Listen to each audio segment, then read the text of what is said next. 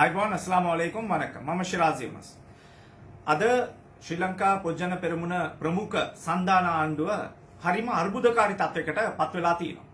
හේතුව කරන දේ වර්ධිනවා. ප්ලෑන් කරන දේ කිසිම දෙයක් සිද්ධ වෙන්නේ නැහැ. ඒ විදිහටම මිනිස්සු කියනවා මේ කළ දේ පළ දේ ඉතින් මොනවාද කරලා තියෙන්නේ තම තමන්ගේ හිත දන්නවා ඇති ඒවයි සාප වදිනවා. ඉතින් අසාධාරණ කම් කරනවා නම් අනිවාර්යෙන් වලට ඵල විපාක තියෙනවා. හේතුව මං අදහන්නේ අල්ලා දෙවියන් වහන්සේව. තම තමන්ගේ දෙවියෝ අදහන කට්ටිය ඔය විශ්වාසය තියෙනවනේ. Do good will come to you. Do evil will come to you. So ඒ වලට හිතාගෙන තමයි කරන්න වෙන්නේ. ප්‍රශ්නේ තියෙන්නේ අද කවුද වගකීම බාරගන්නේ? අපි බැලුවා නම් අපිට මිනිස්සු කියනවා දැන් ගෑස් අර්බුදය. මෙවැනි තත්වයක් නම් දැක්කේ නැහැ. බාල ක්වොලිටි තෙල් ගේන, බාල ක්වොලිටි ගෑස් ගේන. ඒ වගේ කොමිස් මත යැපෙන මහ තුච්ච මිනිස්සු ටිකක් එක්ක වෙලා කරන වැඩ කවුද කියලා ඉතින් තොප්පි දාගත්තට මට ප්‍රශ්නයක් නැහැ. ඒ වගේම කැපකිරීම කරන්න ඕනේ. එතකොට සිමෙන්ති නැහැ. ගෑස් නැහැ. තෙල් වල අර්බුදකාරී තත්ත්වය. භූමි තෙල් නැහැ. දුප්පත් මිනිහාට අර කියලා ආවේ සුරංගන ලෝකයක් පෙන්නලා තමයි ආවේ. ඉතින් අපිට දුකයි අපි නම් සුරංගලා ලෝකෙ පෙන්නුවේ න රටක් හැදෙයි කියන විශ්වාසයෙන් තමයි අපි කඩේ ගියයි කියලා කියනවා. නෑ මම නම් ෆැක්ටරි තමයි ගියේ. ඒ නිසා ඒ ඉතින් ඕගොල්ලෝ ගෙනාපු ආණ්ඩුව අපි ගෙනාපු ආණ්ඩුව ඒක තමයි මේ දුකට කතා කරන්නේ. දුක කියන්නේ රට යන මාර්ගය. රුපියල අස්ථාවරයි. බඩු පිටින් ගෙනාව නම් ඒ භාණ්ඩවල ඩොලර් යවා ගන්න බෑ.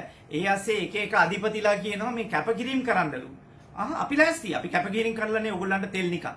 മന്ത്രി ගොල්ලන්ට තෙල්, වාහන, ලේකම්, දුරකථන බිල්, සංචාර, කෑම කන ඒවා. ඔක්කොම අපේ සල්ලි වලින් ඉන්නේ. ජනතාවගේ සල්ලි වලින්. ඒක මම සතපක් ගන්න නැති නිසා මට අයිතියක් තියෙන සම්පූර්ණයෙන්ම ඔක් කියන්න. ඔව් එයාට හම්බුණා නම් ඔය කතා නොකර ඉඳී නේද? හම්බුණත් මම කතා කරනවා. මම මේ වගේ මිනිස්සෙක්. ඒ නිසා ඉස්සරහට මම කොහේ ඉඳන් ඡන්දෙ ඉල්ලයිද ඒක මම දන්නේ නැහැ. පොහොට්ටුවෙන් නම් ඉල්ලන්නේ නැහැ. නමුත් එහෙම මොනාරි අවස්ථාවක් ආවත් එහෙත් කතා කරන්නේ මෙහෙමම තමයි. හේතුව මම අල්ලා දෙවියන් වහන්සේට විතරයි බය. අල්හම්දුලිල්ලා වෙන කාටවත් බය නැහැ. ගරු කරනවා. ඒ නිසා හරි දෙයට හරි, වැරදි දෙයට වැරදි කියන කොන්දක් තියෙනවා මට. ඔය කැපකිරීම කරන මිනිස්සුන්ට කියන්න ඕනේ පණිවිඩේ. මිනිස්සු නම් කැපකිරීම කරනවා ත්‍රිවිල් එක්කෙනා කැපකිරීම අර කැට දරුවන්ගේ කැට කඩලා මිනිස්සු තෙල් ගහන්න එනවා. අපි කරන කැපවීම වලින් ඕගොල්ලෝ පොඩ්ඩක් කරලා තියෙනවා. දැන් මේ V8 වාහන, Audi වාහන, මේ Land Rover ඒව ඔක්කොම කිලෝමීටරයක් ලීටරයට කරන්නේ කිලෝමීටර 3මාරයි.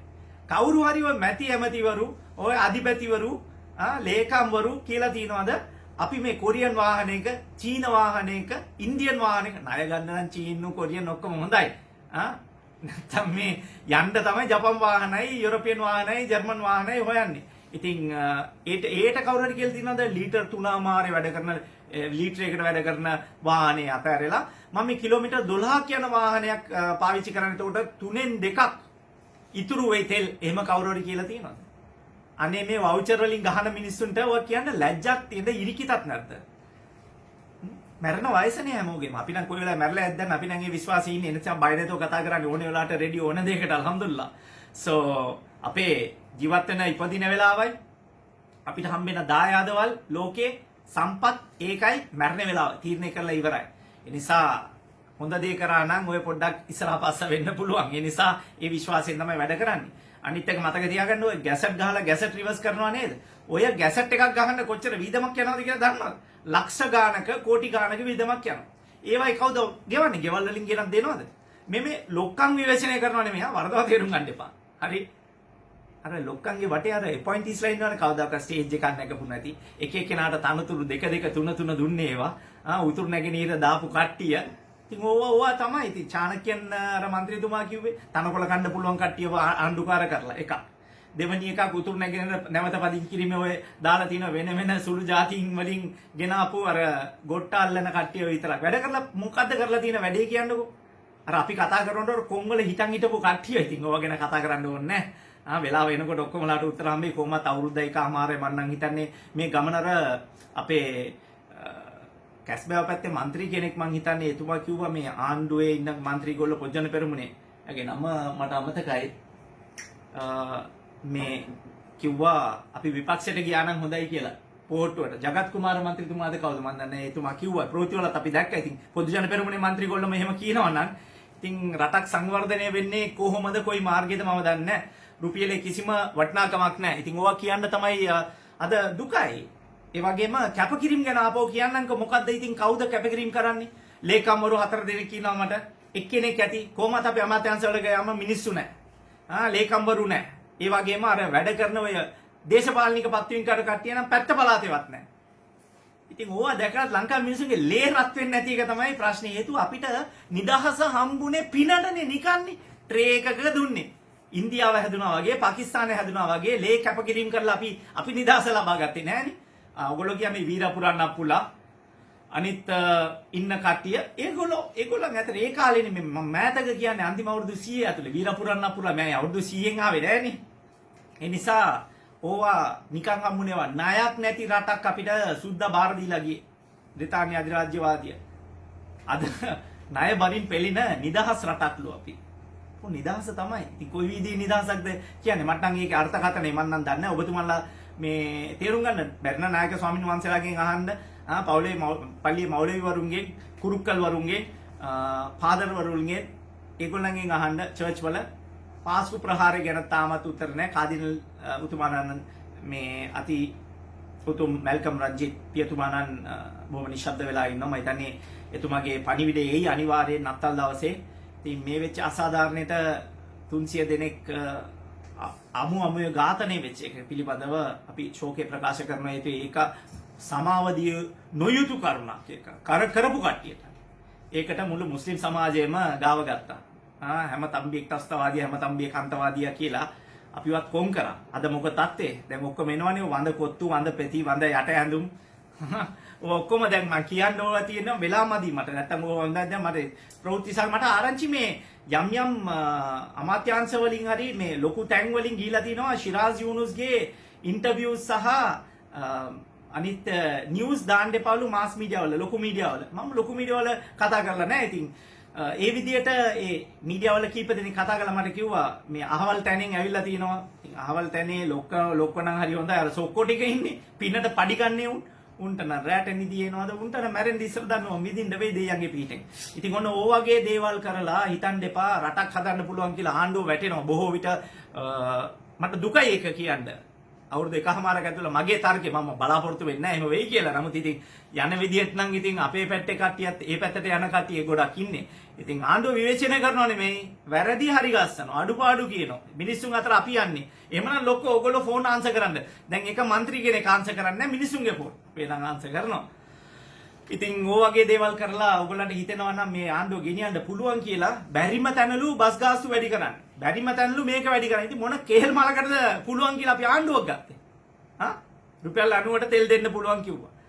අර පරිප්පු මිරි හාල් මැස්සෝ අර විමල් ඇමතුමා කියපු කතාව මතකයිනේ. මෙතුමා එන්නේ සාහන දෙන්න වතුර බිලක් තියා ගෑස් වලින් දැන් ගෙදර බෝම්බ තියාගෙන ඉන්නවා වගේ තමයි අල්ලපියවකෝ දැන් ඔක්කොම ලව. මතකද පොඩි පිහි තියෙනකොටත් මිනිස්සු කතා කරා. ඉතින් ඕවා ගැන වැඩි කතා කරන්න ඕනේ නැහැ. ඉතින් වෙලාව මිනිස්සුන්ට තේරෙන්න නිසා ඕ වගේ දේවල් කතා නොකර ඉන්න හොඳයි. වැඩක් බලාගෙන මිනිස්සුන්ට පොහොර නැහැ. කාබනික දියර පොහොර නැහැ. අර දැන් කියනවා පරිසර අමාත්‍යාංශයට ගිහලා අපි අර හයිඩ්‍රෝ පවර් තියෙන්නේ ප්‍රොජෙක්ට්ස් 17ක් ගැන මම නිතරම කියන්නේ මගේ එකක් තියෙනවා ඒකේ. දැන් එන්වයරන්මන්ට් එකට ආපහු සල්ලි බඳින්නලු. එන්ව මොනවාටද බඳින්න ඕනේ? ඔල්රෙඩි බැඳලා තමයි සල්ලි බැඳලා තමයි පබ්ලික් යුටිලිටි කමිෂන් මහජන උපයෝගිතා කමිෂන් සභාවේ ලයිසන් එකක් දුන්නා, එනර්ජි පර්මිට් එක දුන්නා. දැන් තියෙන්නේ PPS සංකරන්න විතරයි. ওই විදුලි බල මාෆියාව, පොහොර මාෆියාව, බෙහෙත් මාෆියාව මම නිතරම කියනවනේ. ඉතින් ওই සාපේ තමයි ලංකාවට ඇදිලා තියෙන්නේ. අපේ මිනිස්සුන්ට නම් හරි දුකයි. හේතුව මිනිස්සු තැපෙන්නේ එක්කෙනෙක්ගේවත් ලේ රත් වෙන්නේ නැහනේ. මම නම් කියන්නේ පිටරට නම් ඔය යුක්‍රේනයේ කුණු ගොඩවල් දානවා ඒගොල්ලෝ. ඉතින් ඒ වගේ දේවල් ගොඩක්.